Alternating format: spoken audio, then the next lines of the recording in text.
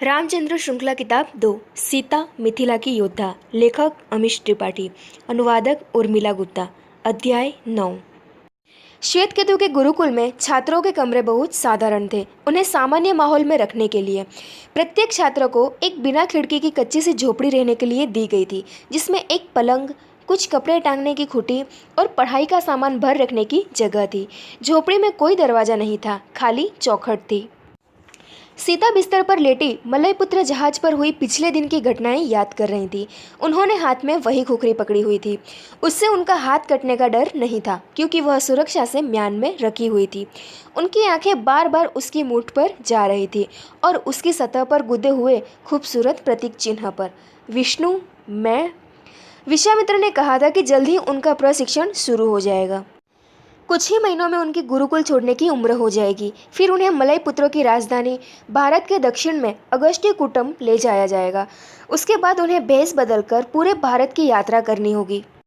विश्वामित्र चाहते थे कि वो इस धरा को समझे जिसका एक दिन उन्हें नेतृत्व करना था। अपने मलय पुत्र के साथ मिलकर वो उन्हें मार्गदर्शन देने वाले थे। इस बीच वो और विश्वामित्र मिलकर अगले कार्य की योजना बना लेंगे, जीवन की नई शैली की। ये सब बहुत भावपूर्ण था। देवी। सीता बिस्तर से उतरकर चौखट तक आई। कुछ ही दूरी पर जटायु खड़े थे। देवी, उन्होंने दोहराया। सीता ने हाथ जोड़कर नमस्ते की।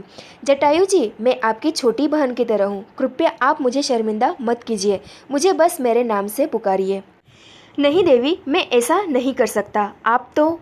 जटायु खामोश हो गए। मलय पुत्रों को सख्त निर्देश दिए गए थे। कोई भी सीता को अगले विष्णु की उपाधि से संबोधित नहीं करेगा।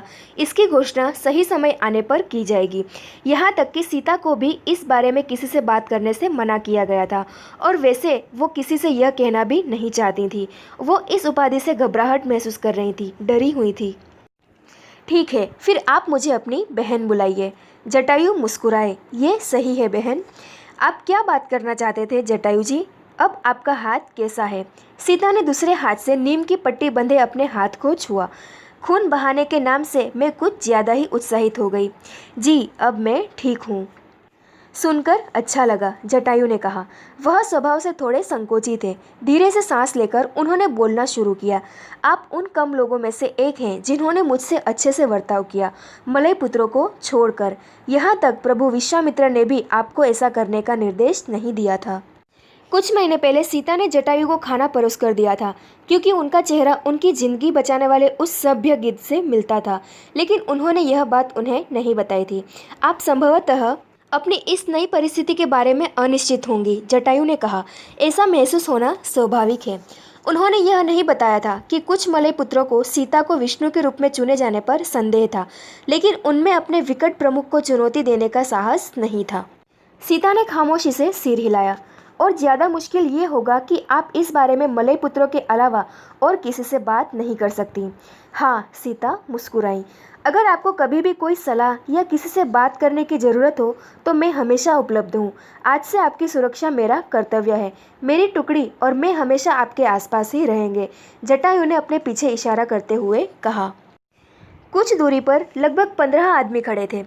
मैं मिथिला या कहीं और सार्वजनिक रूप से सामने आकर आपको शर्मिंदा नहीं करूंगा, जटायु ने कहा। मैं समझता हूँ कि मैं नागा हूँ, लेकिन मैं हमेशा आपसे कुछ ही फासले पर रहूँगा। अब से मैं और मेरे लोग हमेशा परछाई की तरह आपके साथ रहेंगे। आप कभी मुझे शर्मिंदा नहीं कर सकते जटायु जी, सीता ने कहा।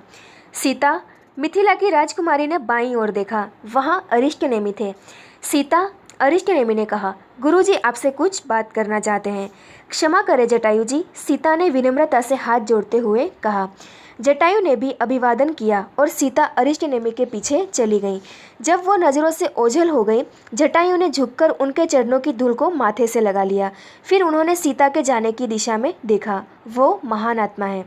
आशा करता हूँ कि देवी सीता गुरु विश्वामित्र और गुरु वशिष्ठ के बीच की लड़ाई में मोहरा बनकर न रह जाए। 2 महीने बीत गए थे। मलय पुत्र अपनी राजधानी अगस्त्यकूटम को कूच कर गए थे। निर्देशानुसार सीता अपना अधिकांश समय मलय पुत्रों द्वारा दिए पाठ को पढ़ने में व्यतीत कर रही थी। उसमें पिछले विष्णुओं का इतिहास संग्रहित था, प्रभु नरसिम्हा, प्रभु वामन, प्रभु परशुराम और अन्य। वह चाहते थे कि वो उनके जीवन से सीख ले, उनकी चुनौतियों से, और कैसे उनसे ऊपर आकर उन्होंने अच्छाई का नया रास्ता बनाया। उन्होंने इस काम को पूरी गंभीरता से लिया और गुप्तता का भी पूरा ध्यान रखा। आज वो छोटे से तालाब के किनारे बैठी थी, जहाँ ज़्यादा छात्र आते जाते नहीं थे, इसलिए अड़चन आने पर वो झुंझला गई।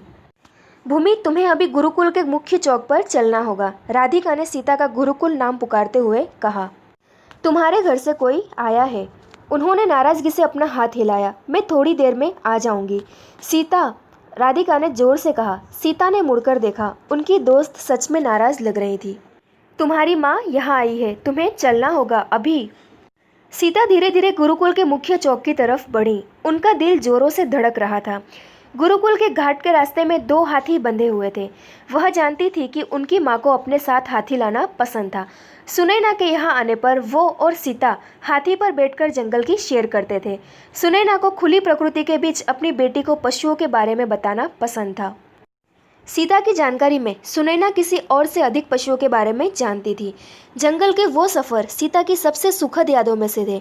उस सफ़र में वो अपने जीवन के 2 महत्वपूर्ण साथियों के साथ होती थी, एक धरती माँ और एक उनकी अपनी माँ। उनके सीने में दर्द हुआ। उनकी वजह से कुशध्वज ने मिथिला पर व्यापार के कड़े प्रतिबंध लगा दिए थे। उनके चाचा का साम्राज्य शंकरशाही मुख्य रूप से उनके पिता के साम्राज्य के साथ व्यापार करता था और खरीदी जाने वाली जरूरी चीज़ों के दाम भी आसमान छू रहे थे। अधिकांश मिथिलावासी इसके लिए सीता को दोष देते थे। सब जानते थे कि सीता ने कुशध्वज की शाही मुहर तोड़ दी थी और फिर ये परिणाम तो मिलना ही था। प्राचीन परंपरा के अनुसार शाही मुहर राजा का प्रतिनिधित्व करती थी। यह राजहत्या के बराबर था। दोष यकीनन उनकी माँ सुनैना को भी दिया जा रहा था। सभी जानते थे कि सीता को गोद लेने का निर्णय उनकी रानी सुनैना का ही था।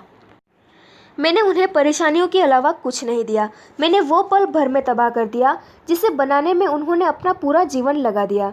माँ को मुझे भूल जाना चाहिए। चौक तक पहुँचने पर सीता अपने निर्णय पर और दृढ़ होती जा रही थी।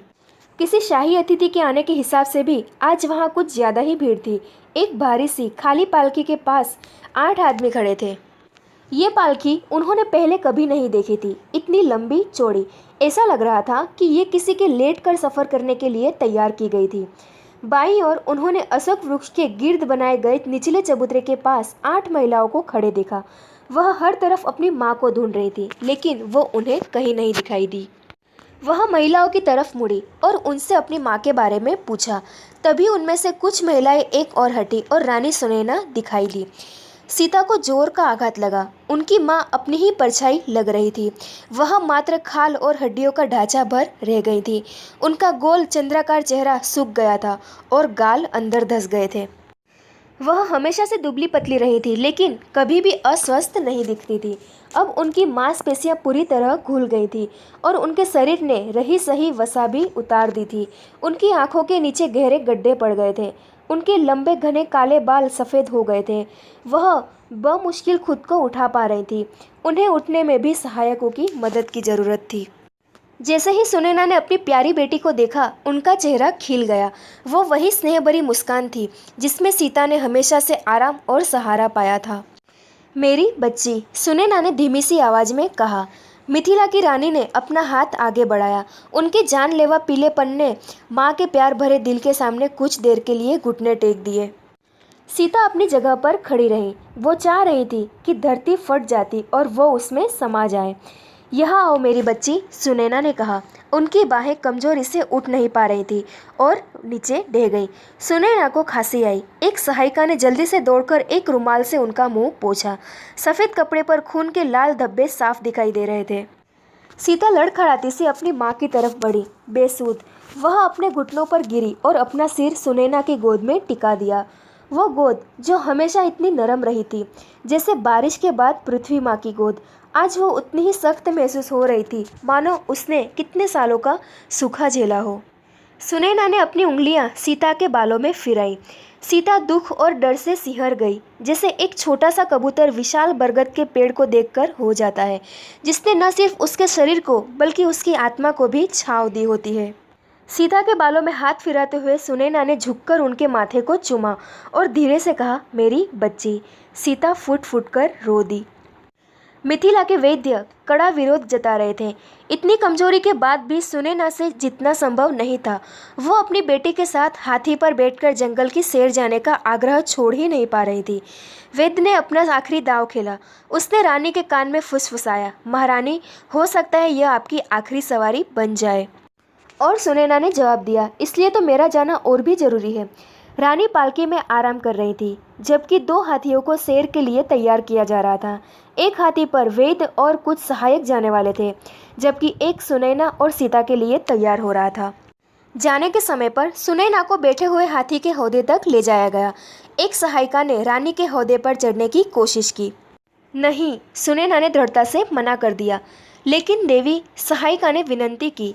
उसके हाथ में रुमाल और पीने के लिए पानी था।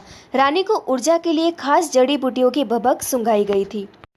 मेरी बेटी मेरे साथ है, सुनैना ने कहा, मुझे किसी और की जरूरत नहीं है।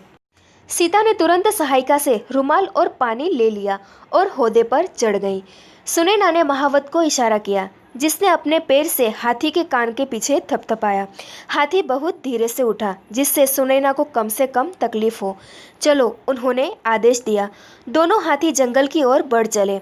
उनके साथ मिथिला के 50 सशस्त्र सिपाही पैदल भी चल रहे थे।